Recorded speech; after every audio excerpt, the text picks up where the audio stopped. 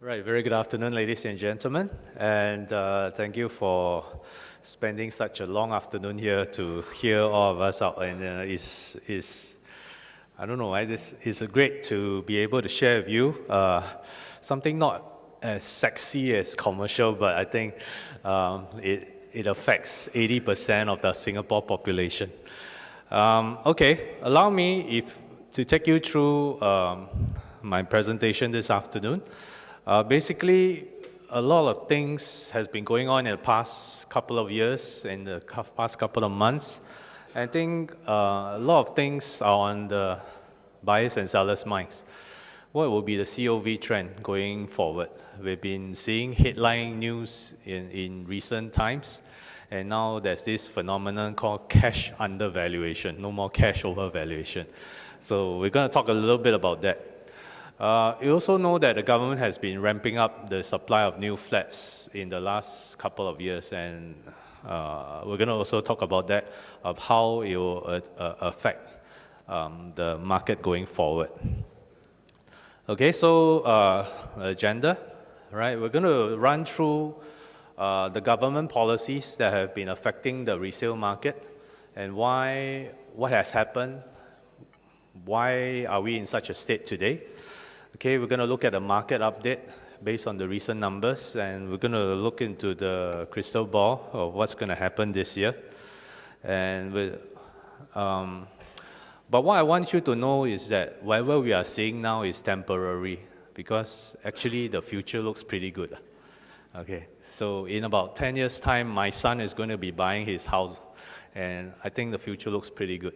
So that's something good to look forward to. So what we're doing, what we're seeing now is very, very temporary. Okay, let's look at some of the government policies. Okay, so if we take a step back and we look at what has happened over the last 3 years, HDB has built a record number of flats. They have cleared the first-timer backlog. They have delinked new flat prices from resale flat, which is an important thing, because if you look at new flat prices, actually they have not changed much over the last 3 years. And so therefore new flat prices are actually very stable. So if you have children or you have friends who are actually buying their new flats, they are buying at a very flat market. So it is truly delinked. As a result, BTO prices are stabilized. Government has also introduced a lot of grants to help the lower income groups. They have raised the income ceiling that allow the so-called sandwich class, all right, to move into the HDB as well as EC markets. They have also allowed singles to buy BTO flats and also introduced what we call the mortgage servicing ratio, which puts a cap on the borrowing ability.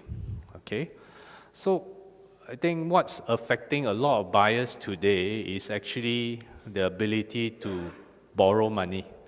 And the maximum loan tenure for any HDB loan today is 25 years if you take from the HDB. If you take from the bank, you still can get 30 years, but if you go for anything more than 25 years, you're going to have to be borrowing less because the cap will be on 60%.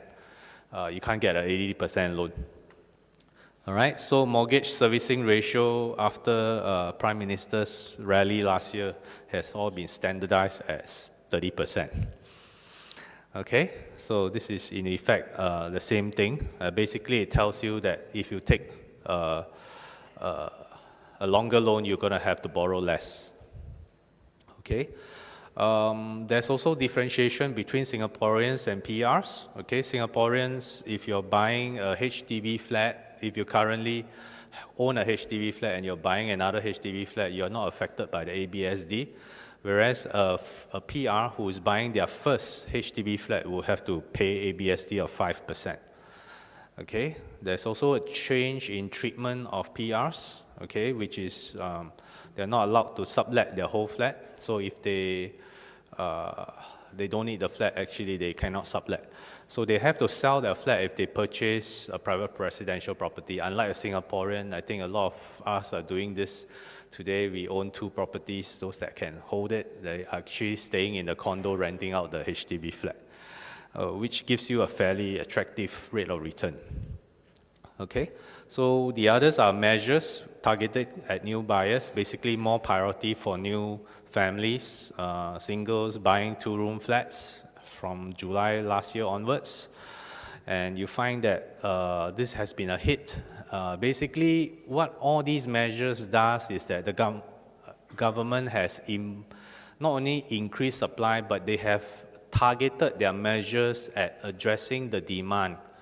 And inevitably, demand in the resale market is affected by all this. Basically, you're limiting the way people can borrow money. You are allowing people who previously can only buy in the resale market to now buy new flats. So you're taking away demand.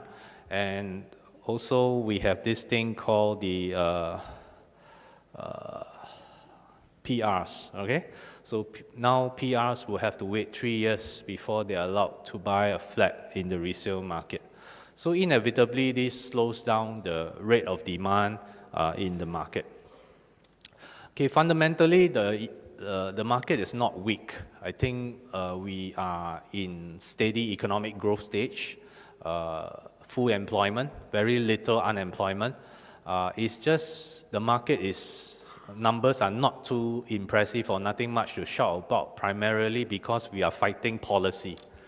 The market is fighting government policy. The government is very adamant at controlling the rate of price increase in the public housing market. I'm sure we all know the reason why. Okay. So what will stand the impact of all these measures that have been implemented over the last 3 years? Okay, you notice there's nothing new. COVs are on the downtrend. Okay, resale prices are lower today than they were 3 years ago.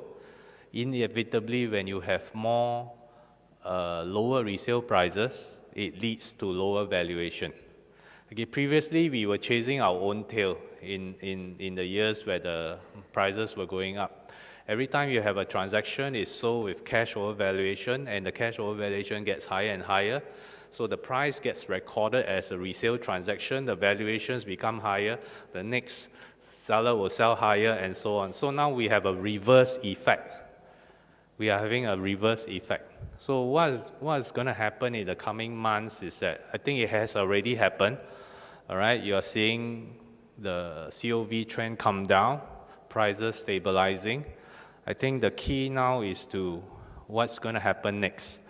So I think many of us in the market, we are of this opinion that prices will dip a little, all right, in the next few months. The market is not going to crash, all right, because this is government policy, all right, and before stabilizing. So the long-term prospects is still good. I mean, if you take a step back and you look at it in a very simple way, we only have so much land, limited land, but we know that population is going to increase, and there's a plan to increase the population to that target range of 6.5 to 6.9 million by 2030. All right, so basically it tells you that the long-term prospects, okay, for property price to continue to increase is quite there, okay. So it's just that government policies. This is public housing. They want it to move in pace with the way the economy is moving. Okay, so if we look at it, I think those of us who are property agents, this is not too nice to look at, because inevitably this just tells you that business dropped by 1/3 last year compared to the year before.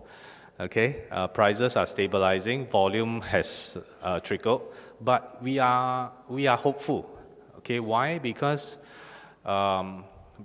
with prices stabilizing, okay, we are likely to see more buyers come back into the resale market. So these couple of months, March, April, May, are very important months for us property agents, because this basically, looking at the volume of transaction in these 3 months, will quite possibly set the pace for this year. So if we are going to see very slow market for the next 3 months, then the whole year will be slower. But if this 3 months picks up, all right, I'm quite sure that by end of this year, we would quite possibly do another, perhaps even 10% higher than last year's volume. Because prices are stabilizing, we will have more buyers coming back into the market instead of wanting to wait for the BTO flats. Okay, so what will be the COV trend in 2014? Okay, you see headline news, all right, that COV hits low, and it's like crisis level. But the important thing to remember that we are not in crisis, all right. Don't get frightened by all these headline news. This state that we are in is engineered, all right. It's engineered to be like that. So there's nothing to be worried about because fundamentally we are all still very sound. Okay, but this looks pretty scary. Over a span of 1 year, the COV has come down by almost 100%. Okay, so we are now like scraping the bottom. So the million-dollar question is, will we ever see the overall trend, okay, below zero, all right, or rather negative COV? Okay, so we also look at the different flat types. You find that in general, most of it is still slightly above zero, okay, except for the bigger flat types. But this actually depends on what has been transacted. Okay, so now, if you follow the news, you also know that increasingly there are more units that are being sold below valuation. All right, and we seem to be now catching our tail, but in the other direction. Okay. So, and the media has also released to you what are the various locations, okay? So you find that in general is the non-mature estates and the bigger housing estates that have more flats, okay, that you are seeing this problem, all right, in the resale market. Okay, so about 30% of the deals in January are done below valuation, okay, but January is not a good reflective month. Number one, because Chinese New Year time, all right, so the volume of transaction is very low for January, all right, and so happen 30% of the deals are done below valuation. So I wouldn't read too much into this, all right. Like I said, the telltale sign is March, April, May. So we got to watch the transaction in these coming 3 months, and basically it will set the direction for the year, which I think is not that bad. Okay. All right, so now we have this phenomenon, cash over valuation. Okay, about a year ago, the conversation when an agent picks up the phone goes like this: oh, I have a buyer, how much COV is your seller looking at? Or rather, the seller's agent will be asking the buyer agent, how much COV is your buyer willing to pay? This was just a year ago. All right. Today, if you pick up the phone, the buyer side will be asking the seller side, how much COV is your seller looking at? What? No COV? No, we're not going to look at this flat even. So it becomes a new phenomenon. All right, and it's creating some fear in the market. Okay.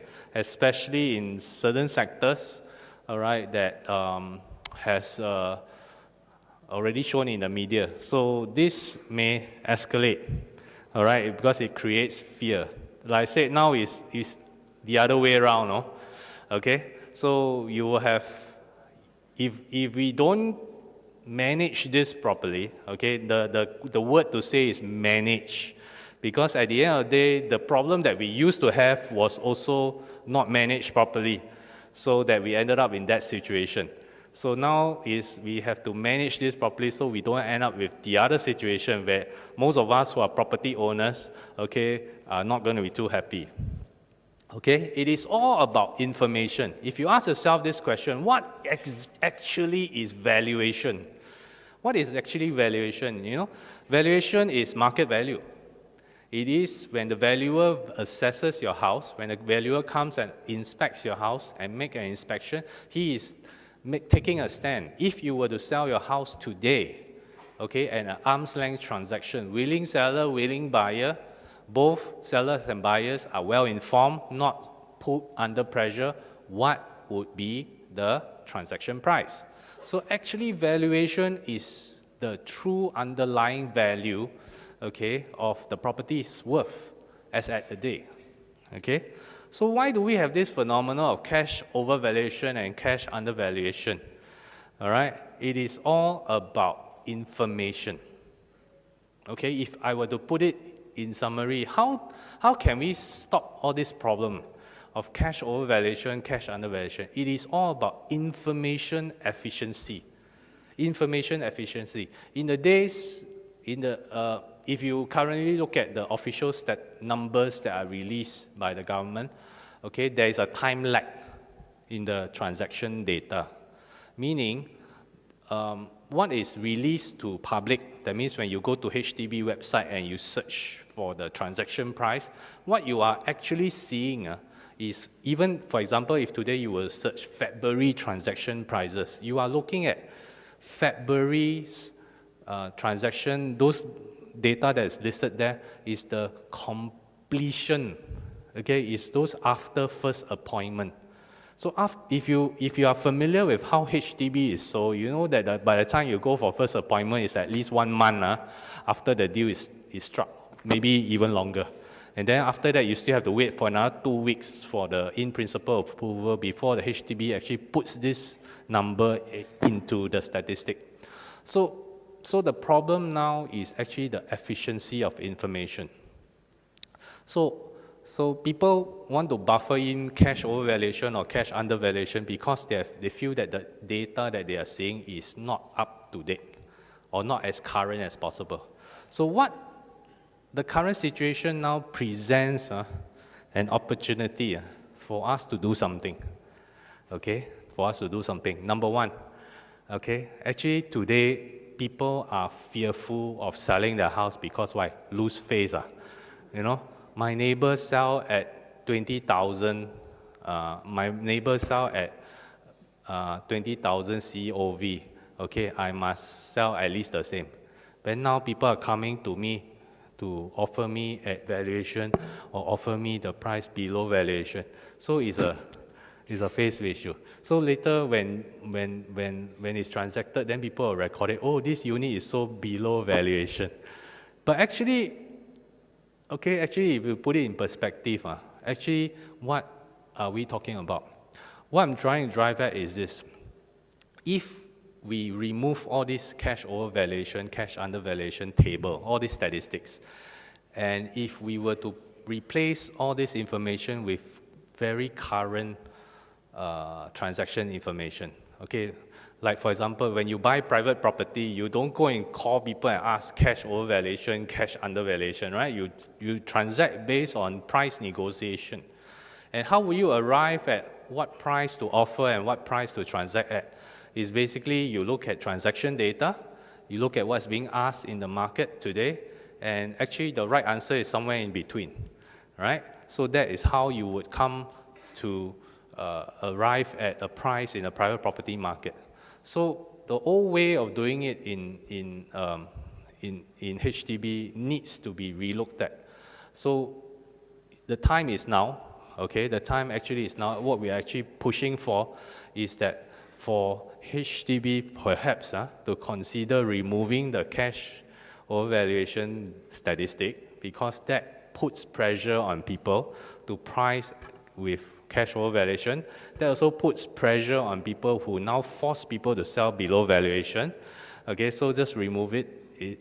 That data serves no purpose, but replace it with very current information. Because actually the HDB has got a wealth of information. For example, if I close a deal today and we agree, okay, let's book the resale appointment. When you book the resale appointment, the price is already captured by HDB. So actually that is very current information. And if HDB makes it available to the public, all right, then you will have actually very current information. Because at the end of the day, if you were to ask the government one thing, how many % of these transactions actually don't materialize after they have made the appointment? Actually, the answer is very low. So why wait? All right, so might as well just put in the information so people have this information to make price. So that's something for them to think about. I think most of us have feedback to the government, and we hope that something will be done quite soon. Okay, so the next thing I want to talk about is there an oversupply in the market? Okay, so the current state of the market is this: we are about 1.2 million households, residential properties, of which 75% are HDB flats and about 25% are private. Okay, so in the years to come, a lot more will be added. All right, and but you find that over the last 5 years, all right, the government has added, this year included, 118,000 new flats. So the question is this: are we going to be met with an oversupply? All right, bearing in mind that the resale market has slowed down. But what we were also talking about just now is that the volume is temporary because of policies, and policies can always be tweaked, policies can always be changed. So while it looks pretty intimidating, actually, you need to know why they are doing this. Because in the early days, rather during the time when I applied for my flat when I first got married, it's not the build to order program. All right, every year they just build X number of flats based on the number of orders. And it only costs you $10 to place an order. So everybody just put their name. So when you want to get married, you just ask your partner, hey, we go and register for a flat. Okay, so those are in this. But the point came when there were some economic problems. Okay, economy problem in the years 2000 thereabouts, and the dot-com crash and all that. So a lot of these people who put in their bookings, they just withdraw their bookings. But the government's building program was already on, being the very efficient machinery that it was. So in the years after 2000, we were left with a lot of unsold stock. Okay, how much unsold stock that we have? I think we spent about 5 years clearing the stock. That was how much. In those days, I think places like Jurong West and Woodlands we call Siberia. Okay, nobody wants to go there. So we spent a lot of time, and some of these flats were empty for up to 5 years after they were completed, and they had to be sold in the resale market. Okay, we know because we were also trying to sell for the HDB in the resale market. So there was this time, and therefore, because of this, they freeze the building program. They need to play catch up. So you find that if you look at the blue bars, the years 2008, 9, 10, all the way to 12, there's very few 5-year flats entering the system. So therefore, they have to build for the catch up okay. So right now, so going forward, what's happening? Another phenomena is this. We're also seeing a lot of people who try not to sell their HDB flat. Why? Because of this, if you look at the second point, private property owners who buy HDB flat must dispose of their private property within 6 months. So those of the people that I know that bought private properties, okay, they will try to hold on to their HDB flat. So how to do? Just rent out, okay? Because any HDB flat today is still very rentable. You put it on the market, you can get a tenant quite quickly, all right? And it gives you a pretty good, decent return, all right? And something you can't get in the private residential market. So there are people doing this. That's why the subletting volume has been increasing in the past couple of years, okay? So last year compared to the year before is 11% higher. So every year we are seeing the total numbers move up by a benchmark. So it's a clear sign that a lot of people are trying to, if they can, okay, hold on to both properties. Okay, so what's the impact of all these new flats that's entering the system?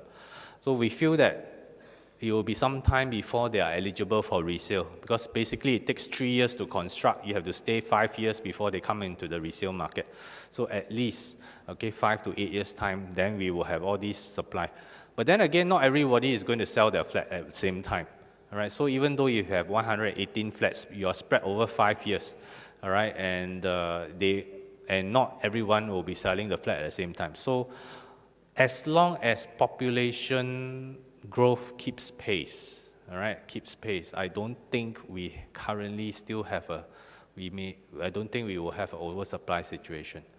Okay, bear in mind those PRs that can't buy now, 3 years later they can buy, and so on and so on. So you will have more people entering the data. It's just that currently they cannot buy. But in 3 years' time, those that become PRs today will be able to buy. And every year we have about 28,000 average PRs. All right, so if you divide that by 2, because a couple, then you will have about 15,000 households.